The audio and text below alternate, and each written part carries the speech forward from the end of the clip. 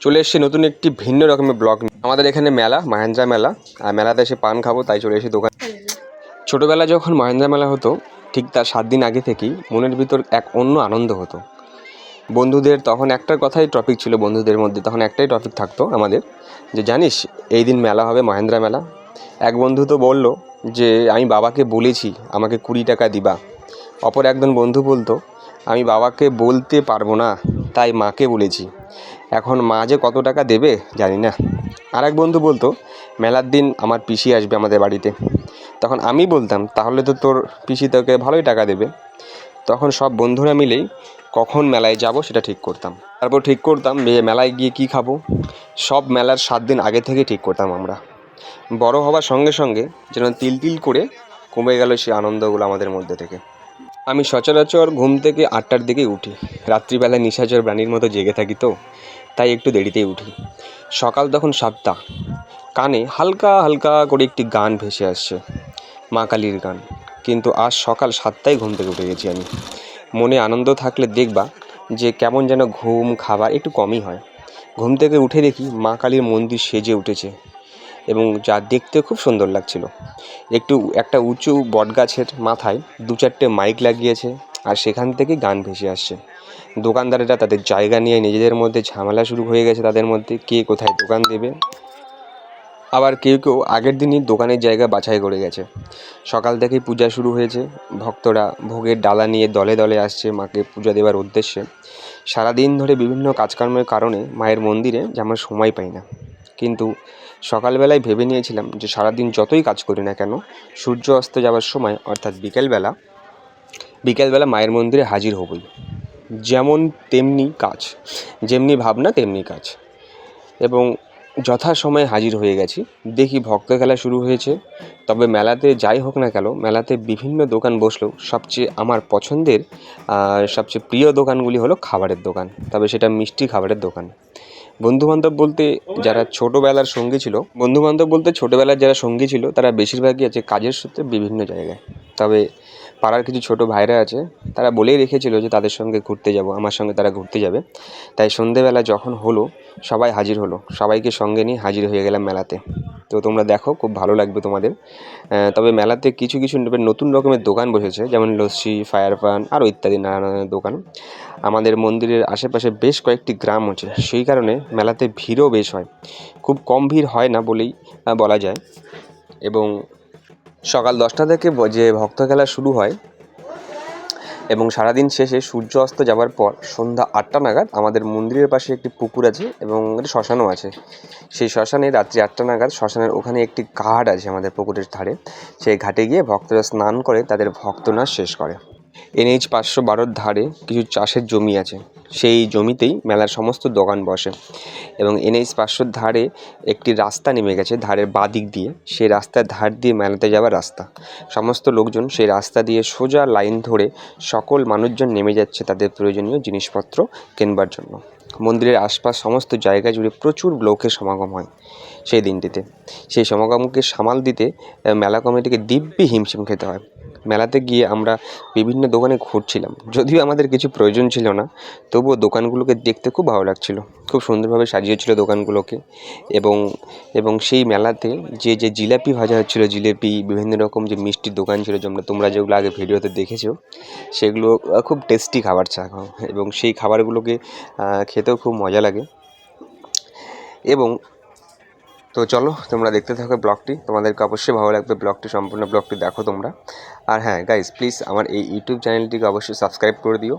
আর আমার ফেসবুক যে পেজটি আছে সেটিকে তোমরা অবশ্যই সাপোর্ট করো, লাইক শেয়ার কমেন্ট অবশ্যই করো।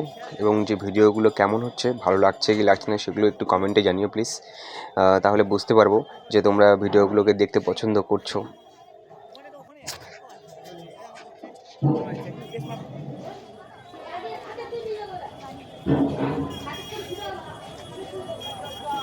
জায়গাটা ফোন করতে হবে, ফোন করে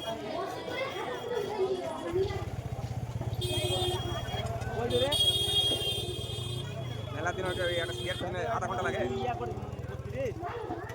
কতক্ষণ লাগে নকশা মারতে। ও ভালো, হ্যাঁ ব্লগার। আমরা চলে এসেছি মেলায় যাওয়ার রাস্তায়, তোমরা দেখতেই পাচ্ছ। আর এখানে একটা দোকান ছিল, চশমার দোকান। খুব সুন্দর সুন্দর চশমা ছিল, দামও খুব সাধ্যের মধ্যে ছিল, ওই 50 থেকে 100 টাকার মধ্যে। কিন্তু চশমাগুলো দেখতে খুব ভালো ছিল।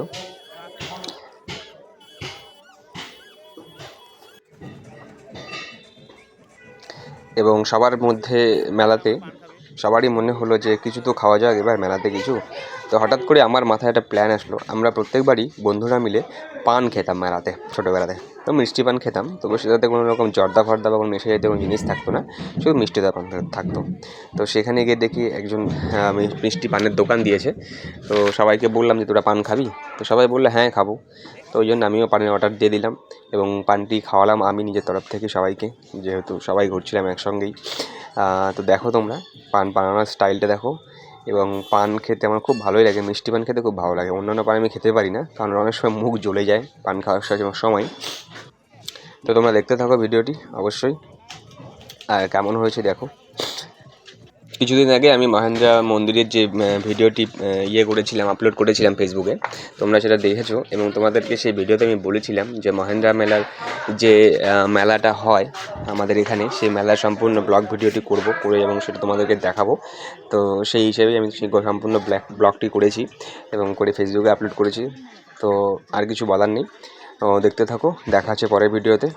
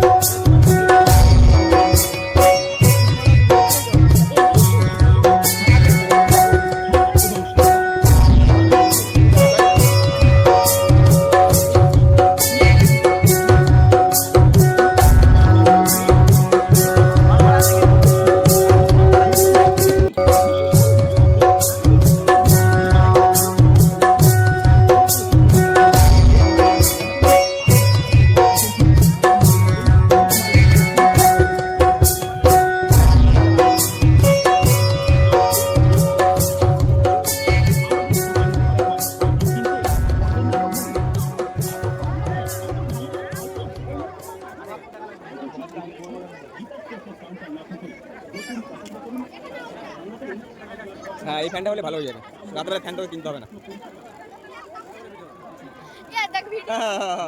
কার সঙ্গে আসিস তুই? একাই না দিদি আসছে?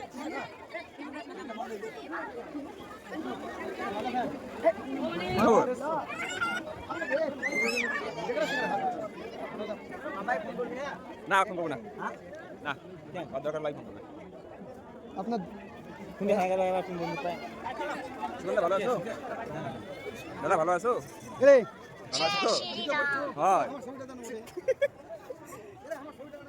নিজে নিজে তোমার ছবি নাও। না না জিলাপি খাবো না, ঠান্ডা। না না আরো বেশি মারাত্মক ভিড়, অসম্ভব ভিড়।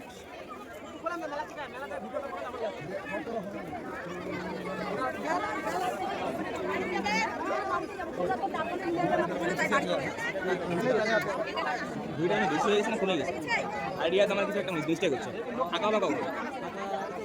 ঠিক আছে সামনে রাস্তায়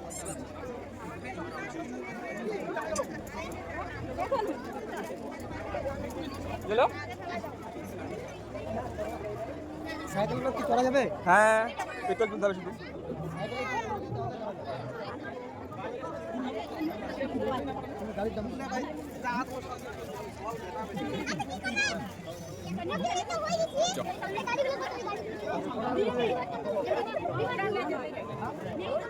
রাতের বেলা চশমাটা দেখতে পাচ্ছ না?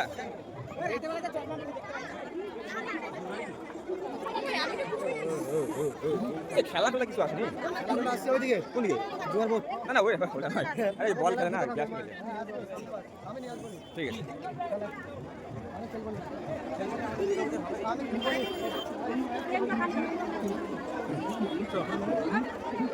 হ্যাঁ চল